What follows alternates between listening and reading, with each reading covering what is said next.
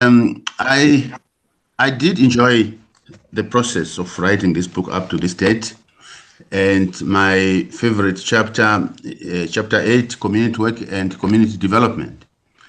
In this chapter, we valued indigenous knowledge, theories, and practices that have been suppressed by the colonial system. And in my professional education, much of my exposure was in community work, working with NGOs in the rural areas. And I believe that this is one of the areas where our concept of Ubuntu was hiding. We used to see it, but it was not put up in the picture. You could find communities doing things for each other, working with each other on issues like Nimbe or what they call Jangano. People were very happy doing that. And it was, in my view, a concept of supporting each other, which is basically social work, which is basically community work and social work. So I'm very happy because community work offers an open interaction process between community members and development workers, and what I would call the Ubuntu workers. I hope one day the term will change to I am an Ubuntu worker and things like that. It is a huge classroom that is used for practical learning. It requires a lot of skills of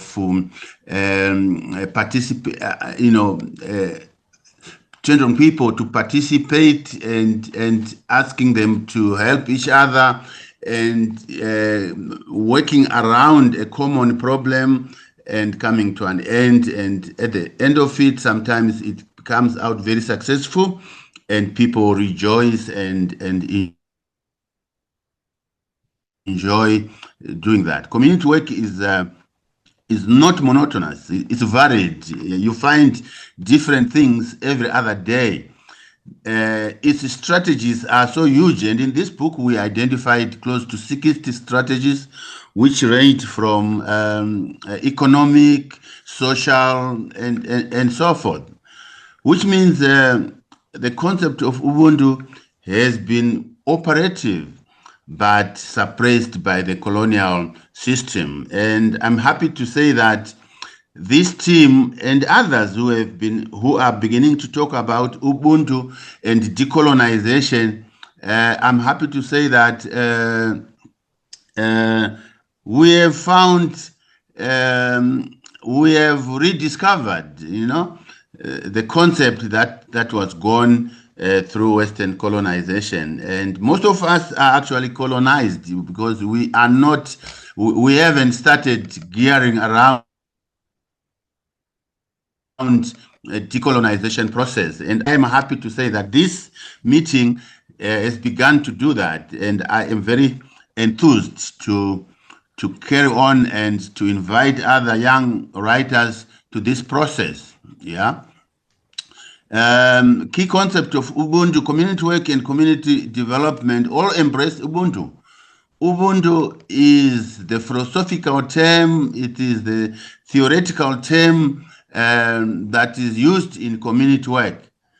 I am because we are. People go on to work with each other. We used to have an African adage which says an African child is everyone's child.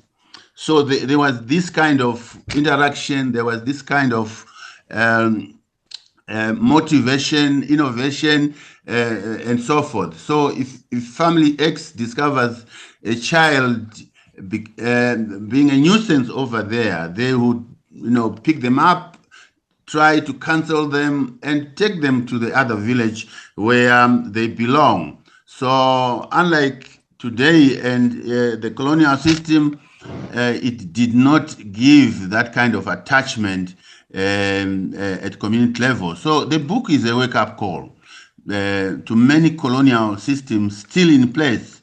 Teachers and students must learn to use the African-centered books and less Western literature. I remember when we went to school. When I joined Africa University, I had to write letters to my colleagues in the UK, and they shipped books from the UK to Africa University because there wasn't much at Africa University. There wasn't much even also written by the Africans and suitable for Africans. There was few papers that were written, not books, but papers that were written here and there that we were using. So this process, I think, it's a great process. We did not discover Ubuntu as a team. It was there. It was big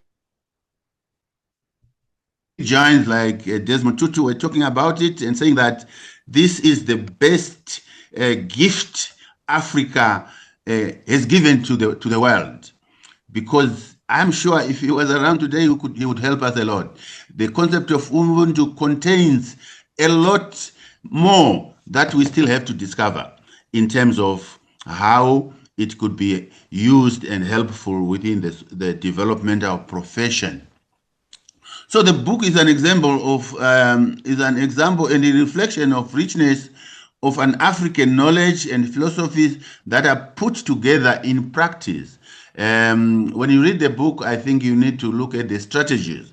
There's around over 60 strategies that are in there, and you will see that this chapter as well is very rich and enriching, and consider teaching our students all those kind of concepts. Unfortunately, most of our students are now very much so urban-based. I'm not sure what it is like, but most of them come from urban areas, but there are still a lot more that are coming from rural areas who may find the terms that we're using usable.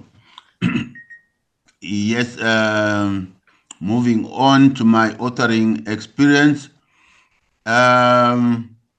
Yeah, I remember long back writing little things and sharing, and it's long back. I think it's more than 4 years or so. Then I realized that writing is a process. You don't sit down and write a book like you are writing an examination. You have to stop at a certain time because you are full. You go out, and for community work, you go out in the community, you meet certain examples, certain practices that are happening, you try to link them to your write-up, you put that information down.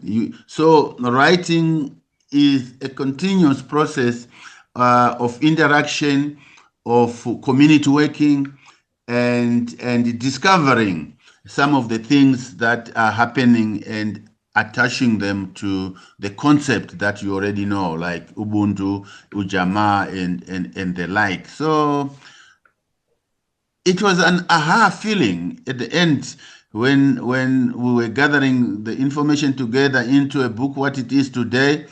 I said, oh my God, this is where we are after all the time that we have been on it. So it's a journey. We haven't finished that journey. We have only reached this far. There is more that can be done to go even further around the topic and the subject of Ubuntu. So key messages to future authors. It is that the long journey to decolonization was started already by our elders. It was started by our elders. We didn't discover this today. It was there, but it was not highlighted. We are only fortunate in highlighting what it is. It's like David Livingstone. He said he discovered the Victoria Falls. No, he didn't. It was there. He simply was the first white man to get to the Victoria Falls. So the same applies with us. I think a few of us in this authorship had good insights around They must have been reading around Desmond Tutu, listening to Desmond Tutu. One of the persons that has been writing a lot about Ubuntu is the late Professor Mbigi.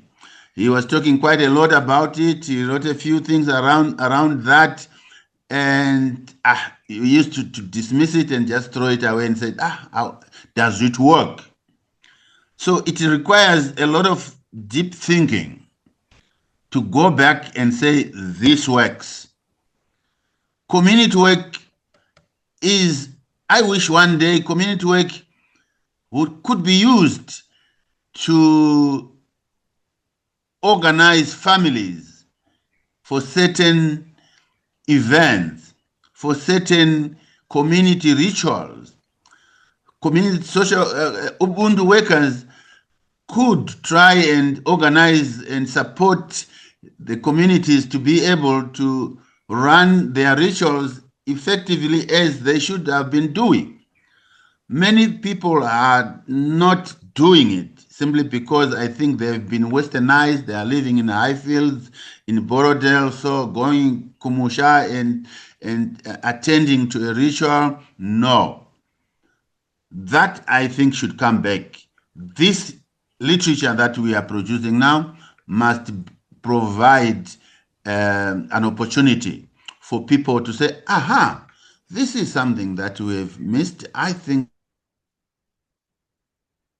we should continue to do it. Our elders have been doing that, and if they were doing it in a certain way, then it can be improved.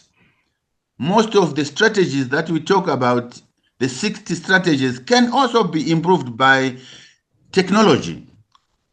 Our elders did not have technology, but we could bring in the concept of technology so that the same concept goes on. We found rural women growing groundnuts in Gutu and Bikita at some point. We did not teach them to grow groundnuts. What we did was to proceed further and give them the necessary equipment to grow more groundnuts, that is fertilizers and what have you, if it was necessary. But they didn't need fertilizers. They would just grow it. But then the next stage is harvesting and a value addition. So we at some point brought in the necessary technology for the group of women to be able to add value to the groundnuts, and it was exciting.